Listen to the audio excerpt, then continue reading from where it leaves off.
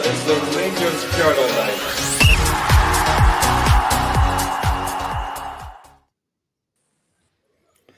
Hello and welcome everyone to the Rangers Journal. My name is Kevin McDonald and I am the host for this evening.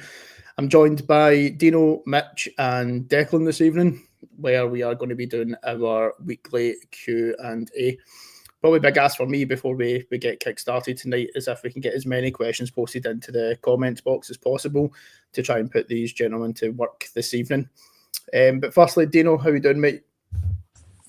I'm very well, thank you, Kevin. How are you going yourself, mate? Not too bad, mate, not too bad. We day off the day, mate. I say day off, but I had the kids, so that's never a day still off. Working technically, but but other than that, good, mate. Mitch, how about yourself, mate?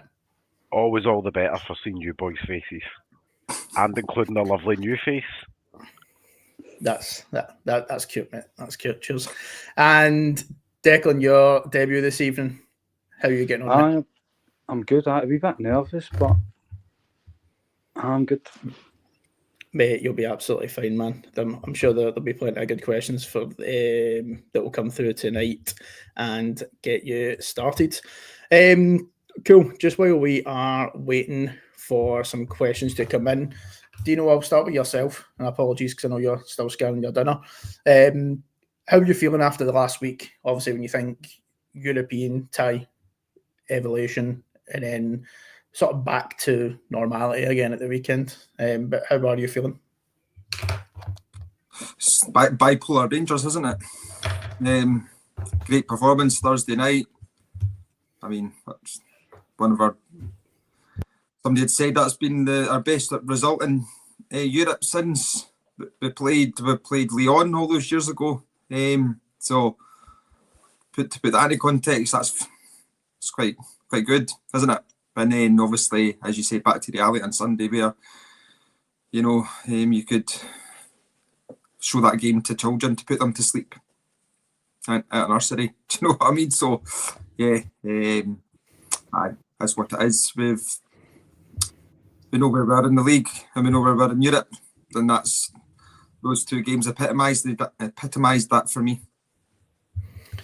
Aye, I couldn't agree more, mate. And Mitch, through your walkie-talkie, how are you feeling after the last week?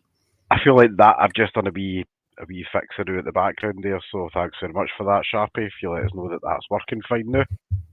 But it's been this is a week that if you looked at it probably this time last year, we would have ballsed it up. We would have got a good result in Europe and then dropped points at home, or we would have lost the game at home. And I think most of us walking into it, we didn't really care on Sunday how we did it. Just get the 3 points, get up the road and have done with it. The result on Thursday, obviously, I think I was probably deemed to be like the misery of doom on Thursday night, where I was like, I'm not going to get carried away with the result, because that was realistically a nice B/C team that we were playing. I think the average age was still hadn't had a shave yet. So it was one of these ones of where I will take it 4 goals away in Europe, but realistically, we know it's an artificial result. I'll take 2 victories. We're sitting pretty in the Europa League. For me, it gives us the breathing space heading into like the Spurs game. Put out a second string against Spurs. I'm not being funny, but we are pretty much where we need to be.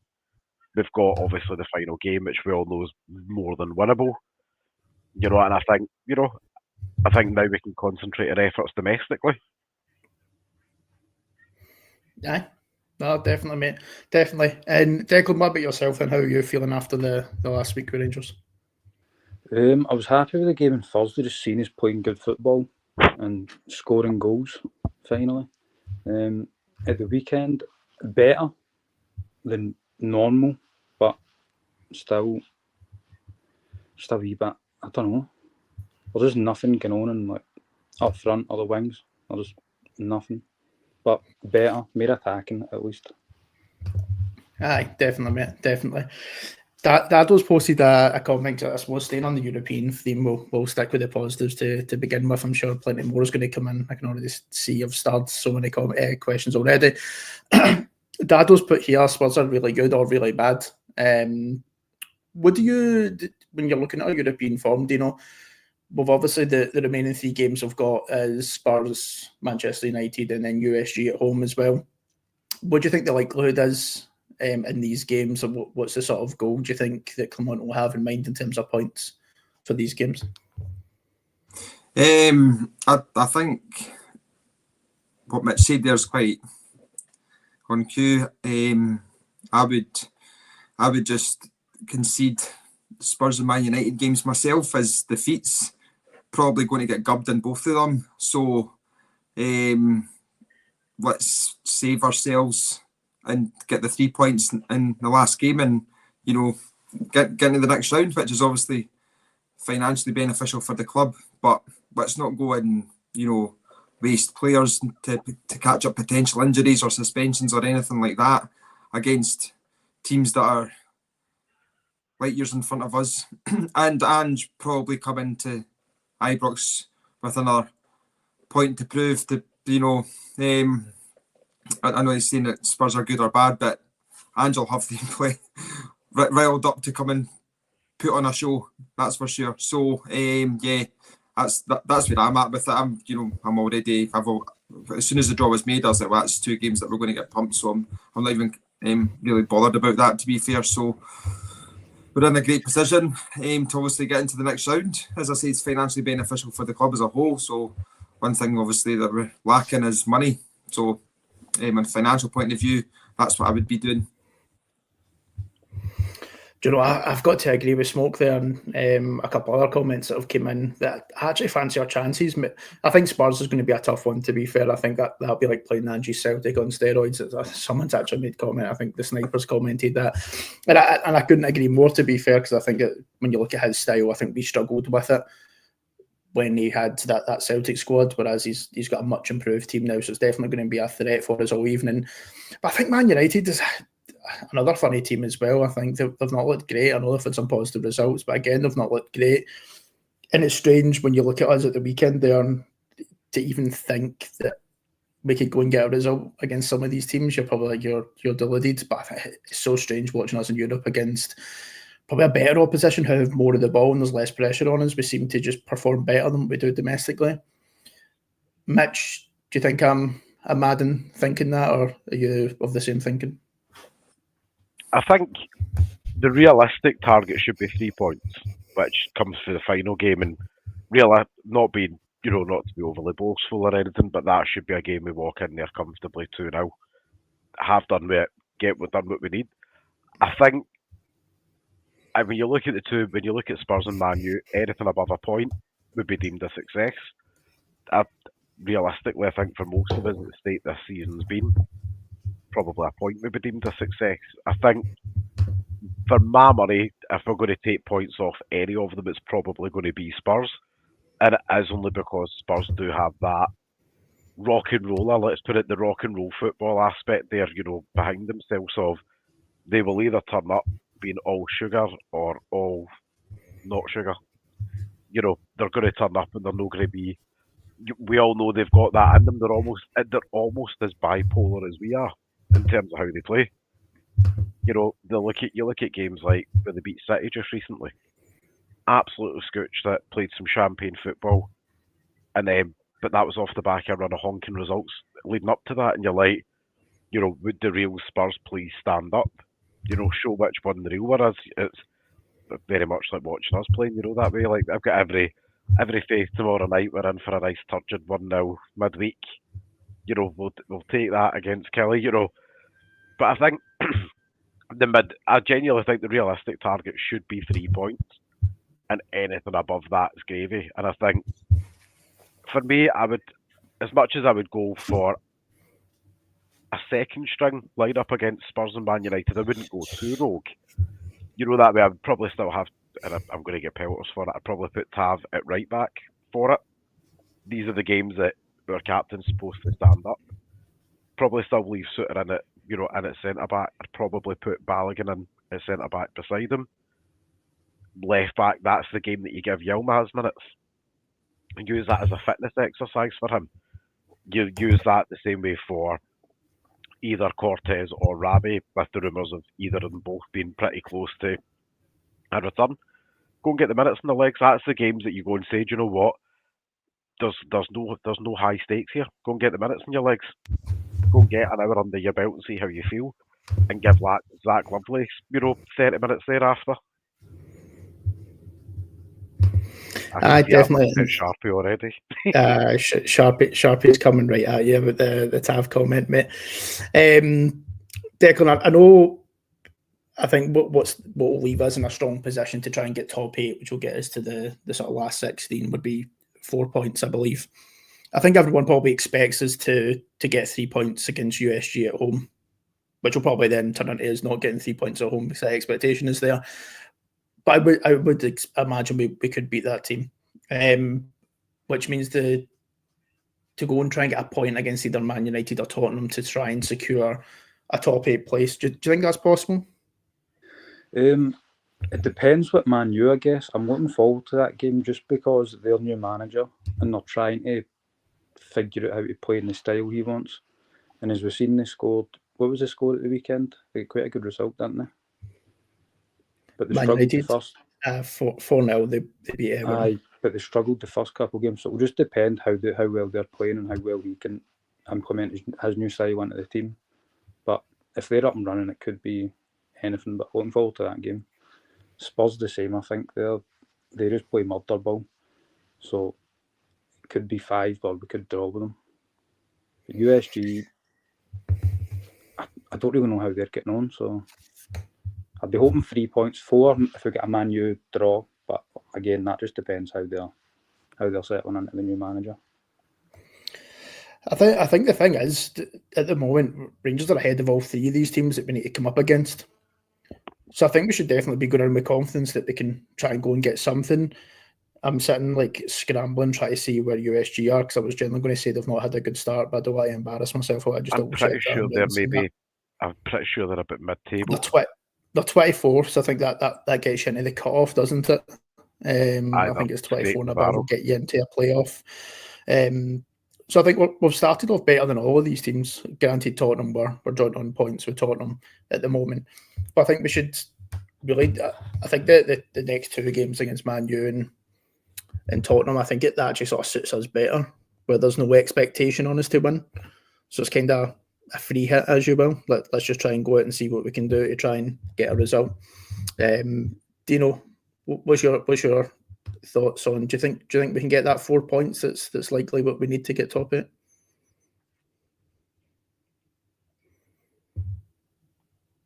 You're on mute, mate.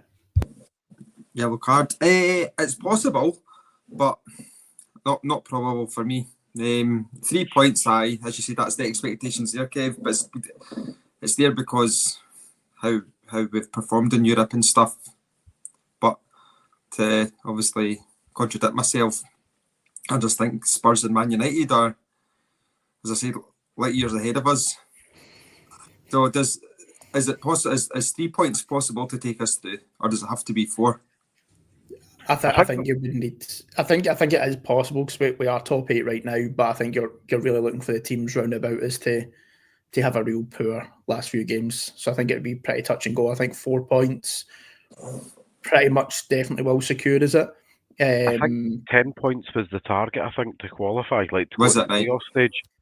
And I think, if memory serves me right, I'm pretty sure we're there. So I think right now, that a Scottish coefficient page, I think they said it was a 99.2% probability that we at least get a playoff position. I think when you look at the teams that are sort of below that 24, they're languishing at the bottom and they're struggling to pick up results. So I think in terms of qualification into the next round of some sort would be, it's a real high chance that we've already secured that with the win on Thursday night. But I think the ambition will be to, can we try and go get top 8 now that we've got that 10 points, which I think we've had good enough results so far. And I don't think it would be too far-fetched. I think with how Jackal and Hyde that we've been this season, I wouldn't be sitting as surprised as what I would be if we managed to get that. Mitch, Scotty, El Capitano, he's posted in a comment, or a question, sorry, should I say, so should the target be to maximise profit in Europe with victories? Potentially looking to prioritise Europe over the league, considering how we've started this year. Look at our aerodynamic leader coming in, So I think, there's there is an argument to say yes to that, but I think there's also an argument to be realistic when you look at the run of fixtures that we've got between now and the United game. For me, domestic comes priority at that point. We've got a League Cup final to look, we've got a League Cup final to, I dare say, look forward to. But we've also got winnable games, knowing that the team in second right now are also starting to hit, I would call it probably their true run of form now. They've had that new manager bounce, the new team bounce. That's where the priority should lie, to secure second place come the end of the season. But I think the European games, as always, we've got a very good reputation in Europe, and I don't think we should go out there, set a team up there to basically embarrass ourselves in Europe. We don't want a repeat of Liverpool. So I think it is a juggling act. I think, as I say, for me, I would go big or go home in the Spurs game, probably out of the two of them, and that is just given how manic Spurs can be. They are either completely solid and fantastic all the way through, or they are absolutely honking. There's not an in-between period with them. And I think if we can get some speed with the likes of Cortez and, and I'm going to, again, I'll take some stick for it, but Cortez and likes of Rabi with some pace out in the left in particular, with Bajrami going back into his favourite 10, there's always at least a puncher's chance in a game like that. But I think the European money's great, but I think what's also more important is some of these young players like Connor Barron, like Yefty. These are the games against these huge teams like United and Spurs. These are the games that breed success and experience into them, that suddenly turns them from being a £500,000 left back into a £2, £3, £4 million left back when they're seasoned at these types of games, provided he doesn't drop his backside during the game. If he goes out there and he performs well, he should be fine, and that then boosts into the player trading model. Aye, no, I couldn't agree more, mate. And the sniper also agreed with you there as well, mate. And Declan, see if you're on the board, do you think, especially after the announcement on the losses that we made over the last 12 months, do you think the board will be looking at Europe as more important than the league, considering especially that we're a part of a rebuild this year as well? I think they'll be looking at it all, because we can't really afford to not finish second, especially with Aberdeen dropping off in the last few weeks. It's looking like that's probably, we could easily finish second now, so I don't think they'll be focused on it. Let's just do well in Europe. Aye. But aye. Okay, mate. And Dean, Paul's posted here, so finishing second isn't good, but a full rebuild with young players, Olgard gone, a decent run in Europe isn't too bad. What do you think this season? Oh, sorry, how would I phrase this? What do you think success would look like this season if you look at where we are right now? Success for me is the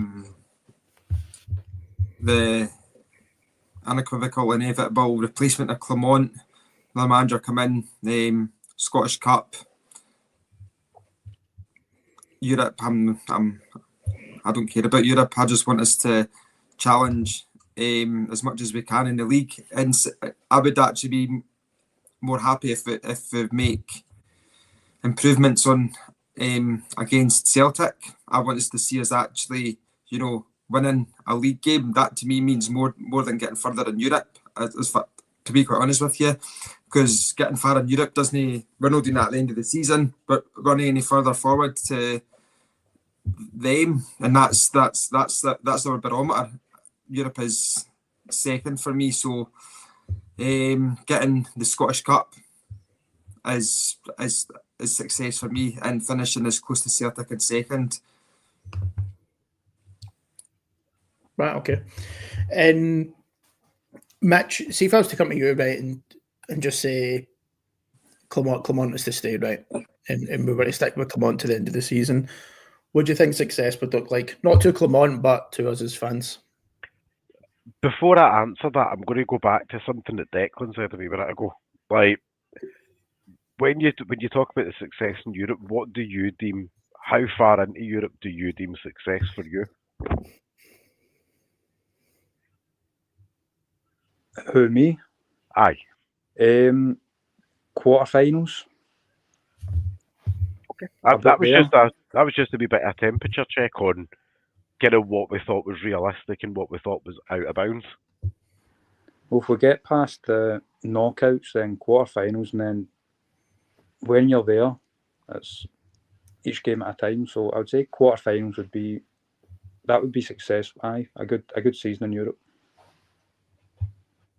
I was alright, mate. That perfect. That was just I wanted to kind of see where we were at on that, because for me, I thought kind of saying quarters or last 16 was probably been a bit too ambitious for a young team, but given how we've played in Europe, I don't think it's outside the realms of probability either.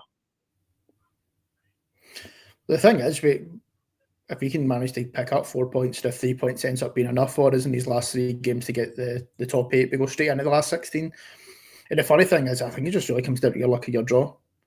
You could either get grouped with someone that's pretty bang average that will bet better than already in this campaign, or you could be drawn against one of the big dogs that's potentially a struggle. I think, to use an example, last year when we got Benfica, which was a real tough draw for us, I think a lot of it will probably come down to luck in terms of who you get. And then when it comes into, I say, one-off games, 2-off games with the home and away tie, then you never know. But yes, sorry, to answer your question. I was going to say, I don't think I actually answered the question fully. I think I took a left or right and I went round the roundabout and came back to the start again there.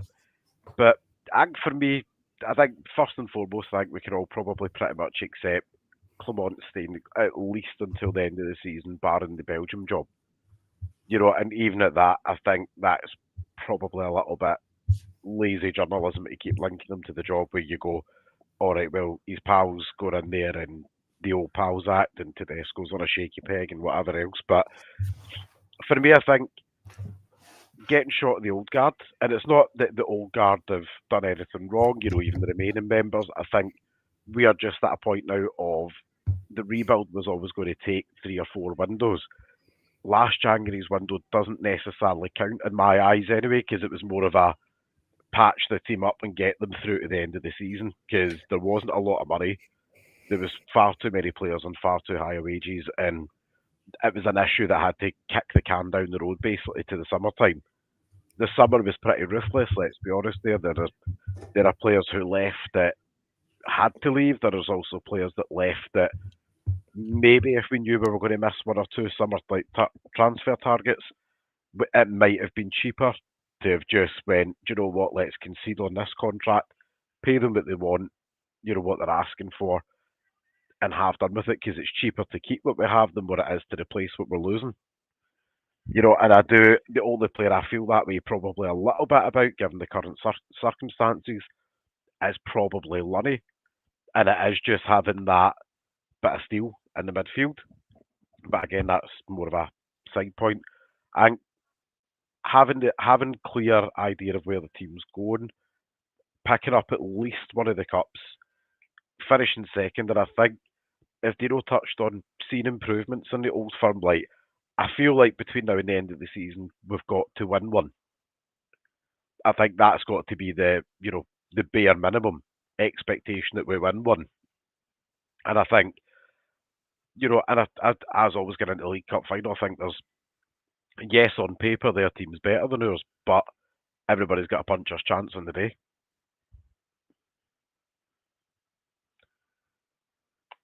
You're on mute, mate. Who's on mute? Oh, yellow card to me as well. Gutted. And to come to yourself, Declan, with this question that Scotty's posted in, should we accept the fact that we're probably going to finish second this year? The reason why I pulled that question up is loads of people are sort of back and forward around what their opinions are on this. I wouldn't say accept it, but they just don't look like they're going to drop many, if any, points. I don't even if we were playing well, it would still be a struggle to win the league. So that's where I stand. I don't think we should accept it, but they just don't look like they're not going to drop any points. So to catch them, catch up the points, even if we win all our games, it's... pretty Aye, difficult. it's going to be a Do you think Celtic are one or two sticky league results away from going on a run that opened the door up last season for us? Or do you think they've got a bit more about them this year? I mean, that can always happen, but just the manner they're winning games in, and even when they go down, when they're getting beat, when you can see it come up on Twitter, it's 1-0 to whoever it was, Falkirk, or the week before that, That's they right, conceded. You expect just them to score and get a result. So I'm not. They're better than they were last season as well. So Do you know, I think they're quite. I don't think they're as good as they make themselves look, and I think that comes from just playing with a swagger. To be honest with you, you know they play teams with a certain lack of respect professionally, a lack of respect. Not saying that that they're a disrespectful team or anything, but when they're playing teams like Ross County at the weekend, they're not going out there going, we'll get one or two and we'll go up the road. They're going out there to say, tell you what, for 90 minutes we're just going to batter the daylights out you and see what happens. Can I come in with some there? Aye, go for it. So, I'll never watch Celtic when they play us, and hand on my heart, I didn't even know who they played at the weekend, nor did I know the score until I was with my manager today. And he asked me, did I see the highlights from their game? Big Celtic fan. I was like, nah, who were you playing? What was the score? It's like Ross County, 5-0 up at half time, hit the post, hit the crossbar, whatever, won first half. And I'm like, okay. So my point to that is, we don't have the capabilities to do that with Clement in charge. The football that he has us playing in the league, there's no chance that we're ever going to be demolishing teams like that in 45 minutes football. Celtic are light years ahead of us. And going back to what Scotty had asked, no, it's I hate accepting second, but you've just got to face reality. And the reality is that they're ahead of us by some considerable distance. And we're not going to be getting close to them at any time soon in terms of the league this season. But, Clement, if he loses the next two Old Firm games, would even survive the cup final if we got beat by them? Let's be honest. So, yeah, I can't see him staying for the end of the season. So, hopefully whoever we do get in place of him does have us playing much better football domestically, because we're crap to watch. Like, I wouldn't even bank us to score 5 goals over 2 games, let alone 45 minutes of football. I'm putting Declan in the midfield like tomorrow night. That's what I'm doing. Wee bit of creative flair in there. Cool. Time lapse for this next question then that came in from, well, a statement more, but I've got a question to follow up for yourself, Mitch. So the Snipers put Clement needs, and a repeat, needs to win the cup final, and if he doesn't and we get beat, he's gone that following Monday. But I've got another part to that question though. Mm-hmm. Is, do you think if Clement was to win this cup final, do you think that changes the narrative for him? I answered something similar to this last week, and I think it's a free hit. For me right now at this stage of the season, it's a free hit final. Because none of us expect us to win it. If we're being honest about it, like, we shouldn't be going into a final feeling that way, but if we're being completely frank and a bit kind of candid with ourselves, if we don't win it, but we see an improvement in the performance against them, I think for most of us that's enough to say, okay, well, if it's a scrappy 1-0 or whatever and they've won it by that, then you go, okay, well, that's better than previous with the young team that we've got at the moment, that's evolving forward. What I do think is, though, if we do win it, is it then means that he's won 2 cups in the space of 12 months. So it shows that he can G the team up to win, and it shows that maybe in days gone by where we spoke about the fragile mentality of the team, that he's maybe broke that cycle. with that young team that he's got, and it gives a bit of credence there to what he's been trying to do behind the scenes. And I think, as I say, I think it gives the season domestically a shot in the arm. And could that be the thing that, makes the team believe in themselves that bit better domestically instead of, Dino, sir, is that a good food there, aye? It's like watching Animal Planet up there. But I think domestically, it gives the team a shot in the arm. And I think we're probably a result of like that away from getting a bit of swagger back and probably being a little bit more, I daren't use the word, but being a bit more arrogant, a bit more aggressive domestically. I think we've seen what Hagi brings to the team that we've not maybe had previously, like what we've missed with him. I'm certainly not going to say that he's the answer to all of our hopes and dreams and our prayers, because I still think, for me, Bajrami's better in the 10 than what Hagi brings. Does that mean that Hagi, for example, doesn't have a part to play? Of course he does, because it's a 60-game season. We need to have bodies fresh, and I think, if we're all being honest there, and probably, I'll put that to everybody, I mean, if we're all being honest, we probably expect that Tom Lawrence's season's more or less done. Either he's off in January, once he's recovered from injury 3005, or he's away in the summer anyway, so we'd start to naturally get phased out the team anyway, so we should be limiting his minutes before the summertime, in my opinion anyway. But I think it puts a bit more spin on things, and I think we've probably got a bit of manager PTSD, because this time of the year we've normally been used to losing a manager. And I think it's quite nice to kind of see that, in a weird way, the board haven't even entertained the question about the manager's future. They've been very dismissive about it, which is the loudest answer to the question that they can give, which is, he's no going anywhere, so get your seatbelt on, because we all signed up for the project. Cool. I'm going to come back to you, right, with two things. One, firstly, yellow card for calling Hagi twice, mate.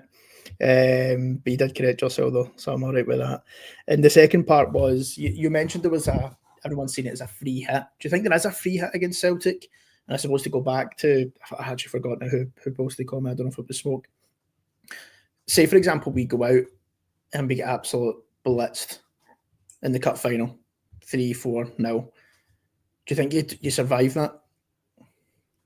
I think, given the circumstances and everything that we've now learned has been happening behind the scenes since the summer, in terms of the lack of structure, and the things that we've all spoke about at great length, the lack of structure, lack of support, the manager having to do jobs that realistically wasn't within the manager's remit.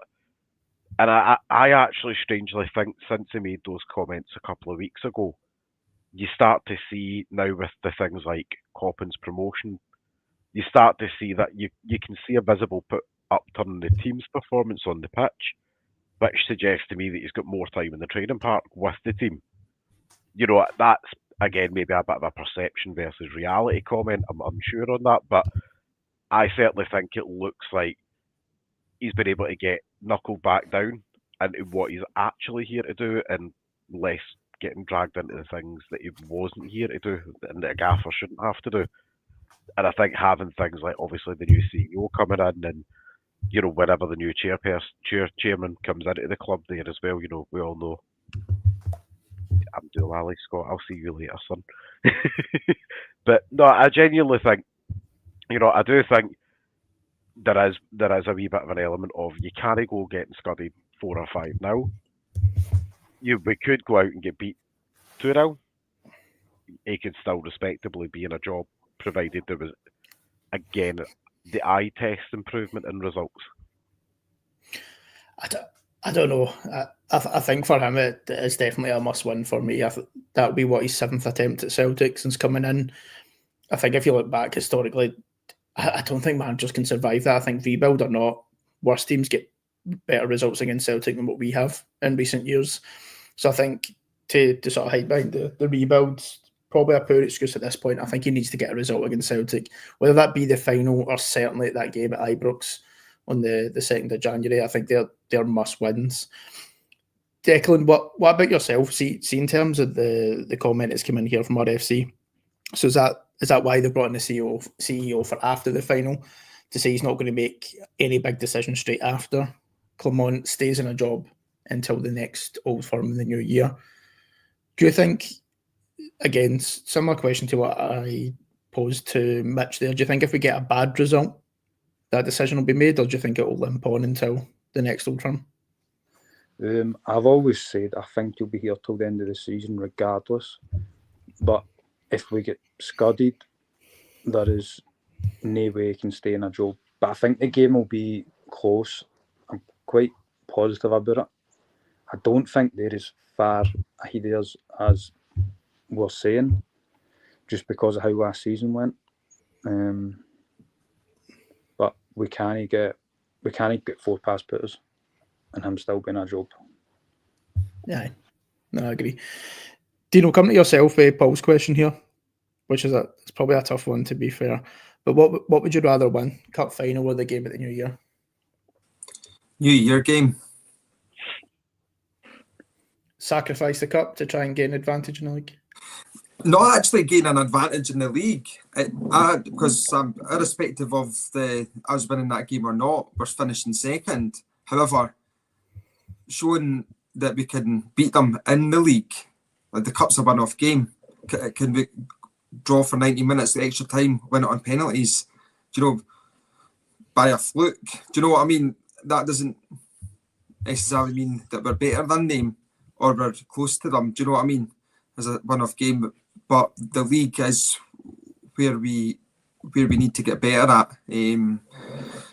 Aye, definitely league for me at home to our fans who go week in, week out and are subjected to the absolute crap that we're subjected to, spending their hard-earned money, travelling for all corners of the country type thing, do you know?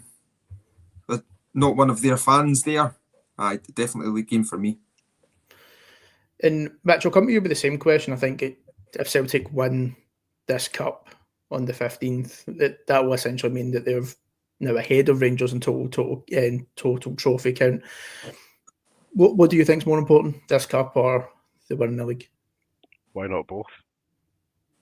If you had to pick one, though, I've seen someone's tried to go in with the same answer, and Paul's challenged them and said it has to be you have to pick one. Gun to the head, cup final.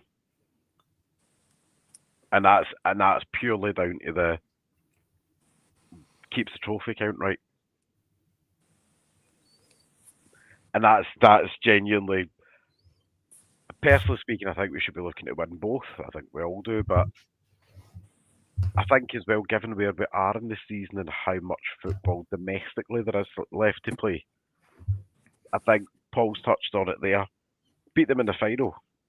It plants the seeds of doubts of you've outspent us. You've had quite an easy run at it. Let's be honest, we've made your lives far too easy and far too comfortable.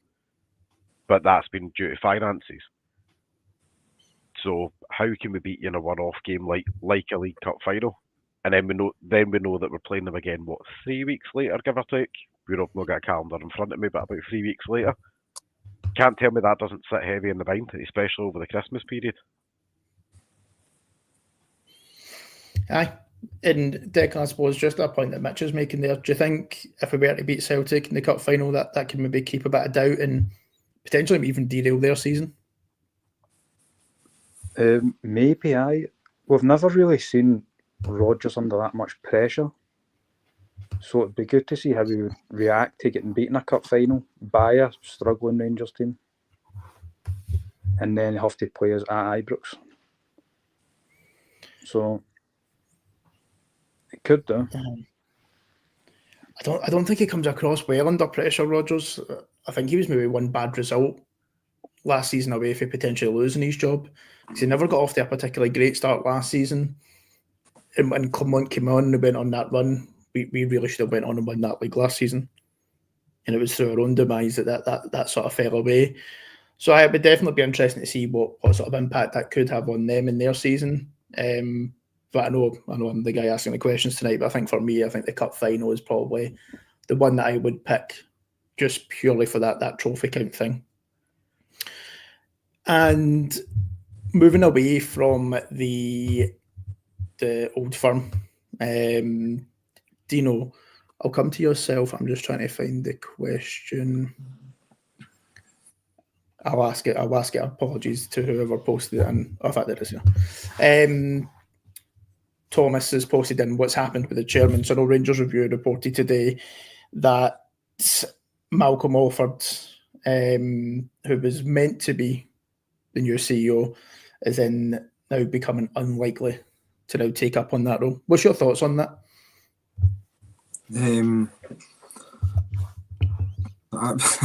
Kind of expected, isn't it? Rangers, of course, have no eye. I mean, I'm never really confident on these types of things, given our previous history and people in high above places. So that's what it is. Can you expect there to be bumps along the road until somebody comes in? If he's not the right man for the job, then that's fine, because we need the right man in, don't we? So, and that's obviously not the case if he's no longer going to be coming in for whatever reason. So, yeah, hopefully the next one that's targeted as the right man and comes in. That's where I'm at with it, mate. And Mitch, see, just in terms of how it's come out, so I know Rangers Review were the ones that had posted, and Paul, thank you for correcting me. It's definitely been a long day. Yeah, chairman, we've already got the CEO. How do you think Rangers have handled this full situation? Because it was obviously been leaked to Rangers Review from the club around who it was going to be that was looking likely to come in, and for it to now have a complete U-turn. What's your thoughts in terms of how we've handled that?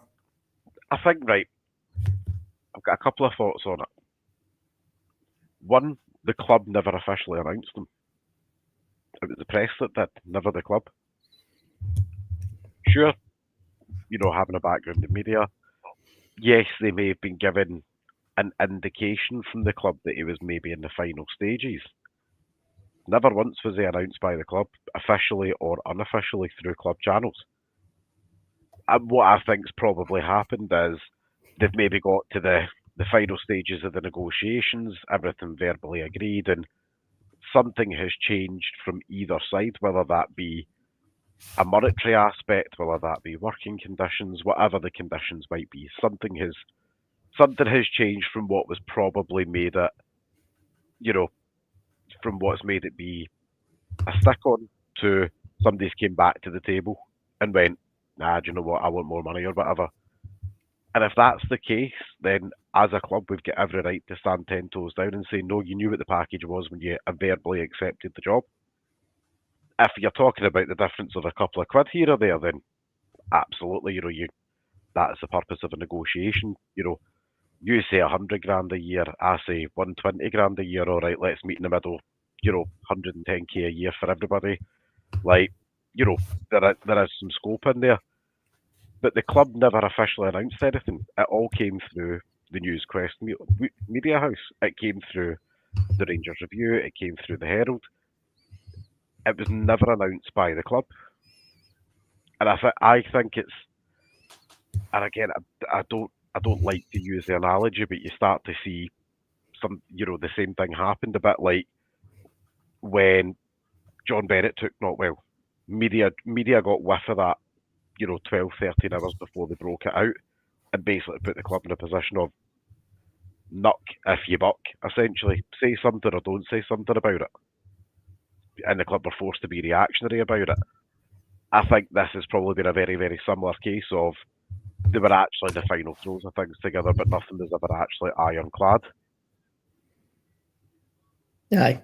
No, that's a fair comment, mate. And just to wrap up, I'm going to ask the same question for each of you, just in the build up to tomorrow night's game against Kilmarnock. And the Snipers went in, he gave his prediction saying that we'll win 4-0 tomorrow. Some other people posting that they think we'll win 2-0. Declan, starting with yourself, mate. What's your score prediction for tomorrow, and who do you think the star man's going to be? I'll go 3-0, and the star man, I think Tav will start, so I'll say him. I think he'll get a goal and an assist for him. People will be coming at you, mate, in these comments. Cool. And Dino, what about yourself? Same question, mate. 2-1 as Igaman double. Oof, take a man double, that'd be decent. And Mitch, yourself. 3-0. I'm going to say Danilo with one, and as always, can't knock back my boy Dessers for the double. Dessers for the double. God, The wrapped us hope up that in kills style. me. Definitely. I'm hoping that Dessers just gets 0 minutes tomorrow, mate. But I've got a feeling he actually might get some game time tomorrow. I'll see you after this as well, don't worry. Yeah.